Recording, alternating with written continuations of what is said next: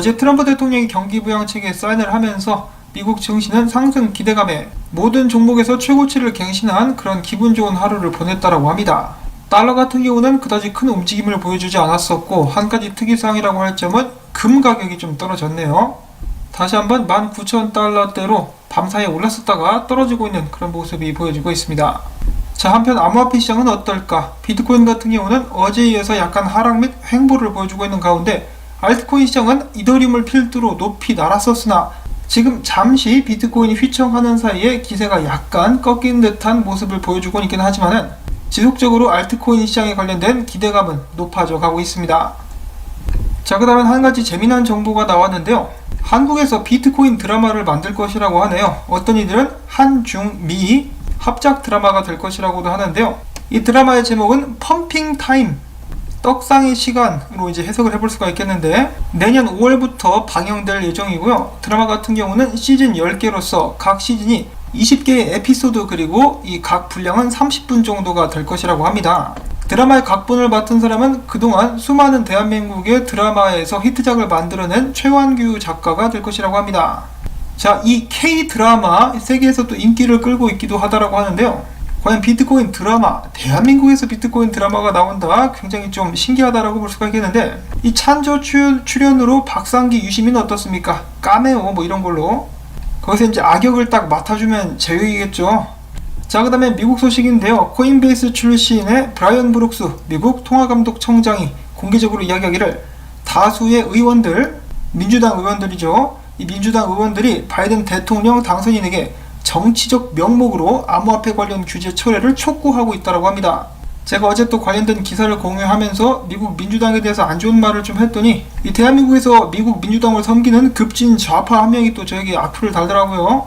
자, 아무튼 미국 내에서 그동안에 좋았던 암호화폐 관련된 분위기가 지금 좀 안 좋아지려고 하고 있는 것 같아가지고 약간 우려가 됩니다. 자, 이더리움의 떡상과 함께 이더리움 보유수 중에 90%가 지금 수익을 나타내고 있는 상황이라고 하는데요. 이 중에는 여러분들의 지갑도 포함이 되겠죠. 최근에 기분 좋은 이더리움 홀더들이라고 볼 수가 있겠습니다. 자, 이더리움 같은 경우는 저도 줄기차게 작년부터 이더리움 2.0만 안정적으로 출시가 된다면 가격이 많이 오를 수 있을 것이다 라고 계속해서 말씀을 드렸었는데요. 그대로 오르고 있어가지고 저도 요즘에 좀 이더리움을 보면은 약간 뿌듯하기도 합니다. 그 다음에 이어서 이 크립토퀀트의 주기영 대표 이더리움에 관련된 분석도 남겼는데요.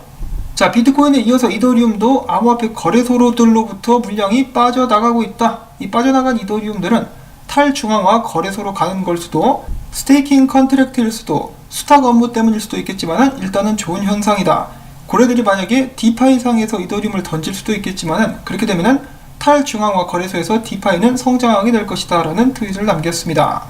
자, 이더리움의 다음 목표는 사람들이 어떻게 보고 있을까? 여기 있는 테디라는 분석가 같은 경우는 일단 이더리움의 다음 저항선은 789달러에서 찾을 수 있겠다라고 분석을 남겼고요. 뉴스BTC의 IOC 찐달 같은 경우는 750달러, 765달러 저항선이 있기 때문에 이곳을 테스트하게 될 수 있다라고 이야기를 하기도 했었습니다. 암호화폐 분석업체 메사리 소속 연구원인 라이언 와킨슨이 이야기하기를, 내년부터 이 기관들이 이더리움 구매를 본격화할 것. 그 다음에 BTC 탑, 이 비트코인 채굴장의 창립자이기도 한데요. 그 사람은 이야기하기를, 다음 강세장이 오게 되면은 이더리움 시총이 비트코인을 추월할 수 있을 것이다 라고 전망을 하기도 했었고, 리얼비전 그룹의 라울팔 역시 10년 내로 이더리움이 비트코인을 넘어설 가능성이 있다라고 언급을 하기도 했었습니다. 자, 비트코인의 열기를 그대로 이어받고 있는 이더리움, 과연 800달러 선을 일단 무너뜨릴 수 있을 것인가 관심을 갖고 지켜보도록 하겠고요. 자, 그 다음에 라이트코인도 빼놓을 수 없다. 최근에 아담 앤 이브, 이 쌍바닥을 그리면서 무섭게 추세를 바꾼 후 더욱더 높은 상승으로 나아갈 채비를 하고 있다라고 트레이더 XO라는 분석가는 분석을 남겼습니다. 거의 교과서적인 패턴으로 라이트코인이 움직이고 있는데요. 이더리움과 라이트코인 앞으로 어디까지 가게 될지 한번 또 지켜보도록 하겠고, 자, 그 다음엔 체인링크 관련된 소식이 있습니다. 오픈 파이낸스를 위한 오픈 보험 플랫폼인 엔슈얼 네트워크가 체인링크의 가격 지표를 도입한다라는 소식이 나왔네요. 제가 체인링크 소식을 자주 전하는 이유는 소식이 많이 나와서입니다. 비체인도 그렇고 소식이 많이 나오면 그대로 전하고 있으니까 불만을 가지고 계신 분들께서는 그냥 좀 나가주시면 되겠습니다. 자, 그 다음에 엔슈얼 네트워크가 보험 플랫폼이라고 말씀을 드렸었는데요. 또 다른 보험 플랫폼인 커버 같은 경우는 이번에 해킹을 당해버렸습니다. 해커가 가짜 커버 토큰을 만들어가지고 스와프 후에 팔아버린 것인데요.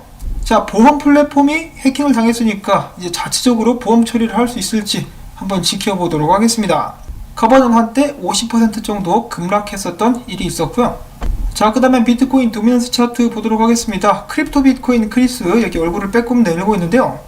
여기서 여기까지 떨어졌을 때 알트코인들이 신나게 달렸었는데 반등하면서 다시 한번 상승할 조짐을 보이고 있는 비트코인 도미넌스가 올라가게 된다라면 알트코인들은 다시 한번 약세를 겪을 수밖에 없겠죠. 그렇지만은 전체적으로 이제 하락세를 타고 있는 도미넌스이기 때문에 약세 후에 지속적으로 하락하게 될 수 있으리라 기대를 해봅니다. 자, 그 다음에는 비트코인 소식 보도록 하겠습니다. 유명 암호화폐 분석가 조셉 영이가 이야기하기를, 자, 비트코인은 향후 10년간 기하 급수적이고 포물선에 가까운 형태로 상승할 것이다. 그는 이어서 이야기하기를 아직 그만큼의 상승이 남아있을 정도의 낮은 곳에 비트코인은 위치하고 있다는 것을 강조를 했다고 합니다. 앞으로 더욱더 가지아를 외칠 일이 많이 남았다는 것이죠.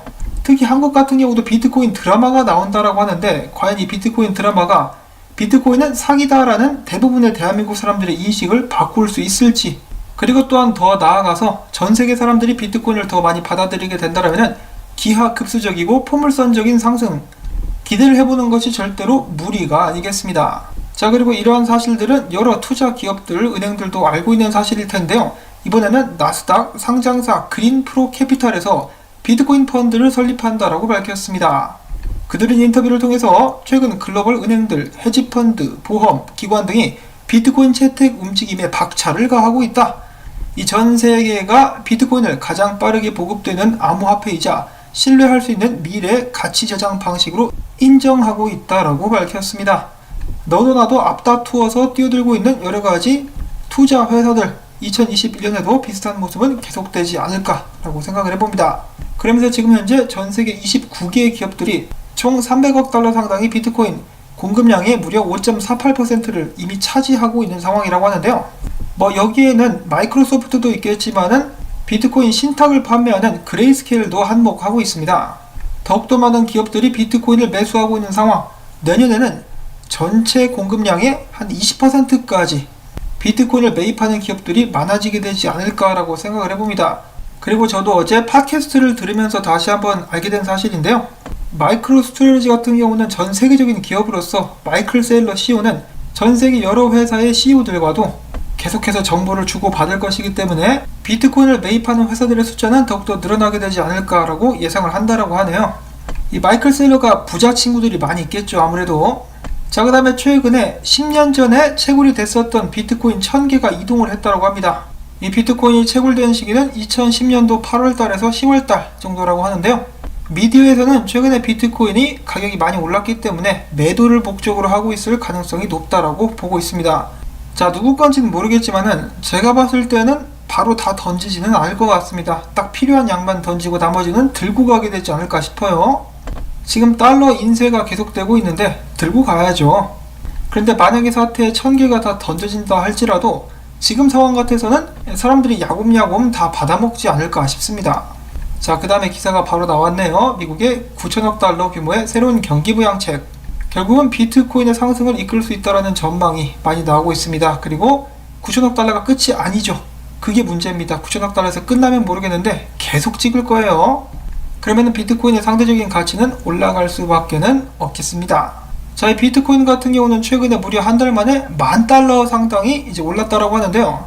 이제 지금 좀 멍하죠. 처음에 전고 뚫었을 때는 온몸에 막 전율이 느껴지고 그랬었는데 24,000, 5,000, 6,000 막 뚫으니까 점점 무감각해집니다. 그리고 왠지 더 이상은 비트코인 가격이 떨어질 것 같지 않다라는 느낌마저 드는데요. 만약에 비트코인이 30,000달러를 다시 한번 뚫게 된다 그러면은 사람들이 다시 한번 현실을 실감하게 되지 않을까 싶습니다.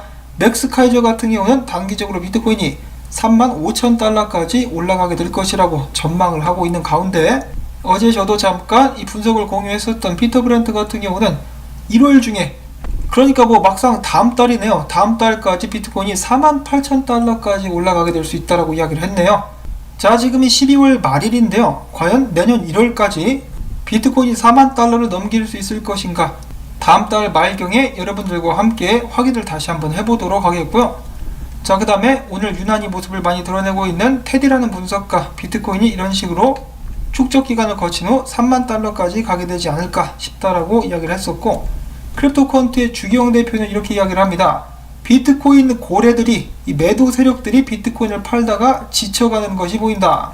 이전보다 더 적은 수의 고래들만이 비트코인을 거래소로 옮기고 있는데, 내 생각에 이번 상승장 같은 경우 기관 투자자들이 계속해서 비트코인을 사들이고, 또한 거래소에 고래 비율이 85% 이하인 이상 이 상승장은 계속해서 지속될 것 같다라고 이야기를 했습니다. 한마디로 아직까지도 비트코인의 상승세가 수그러들 기미가 보이지 않는다라고 이야기를 한 것인데요.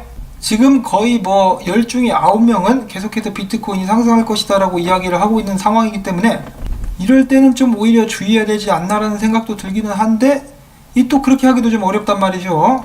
비트코인 기세가 너무나 강합니다. 그리고 여러분들도 최근에 보시면 아시겠지만은 이 CME 갭에 대해서 신경 쓰는 사람들이 거의 없어졌죠. 지금 보시는 화면 같은 경우는 2020년 12월 28일 생겨난 CME 갭입니다. 엄청난 갭이 생겼어요. 이 비행기 한 대를 주차할 수 있을 정도의 크기의 갭이 생겼는데도 불구하고 이것에 대해서 이야기하는 사람들은 거의 없는 상황. 자, 과연 비트코인은 이 밑에 있는 CME 갭들을 전부 다 무시한 채로 쭉쭉 올라가게 될 수 있을지, 전 세계에서 투자에 관심 있어 하는 모든 사람들은 비트코인을 주시하고 있습니다. 그러면서 지금 현재 탐욕 지수는 92밖에 안 되네요. 난 한 98박 이렇게 갈 줄 알았는데 일단은 92에서 안착하고 있는 상황입니다.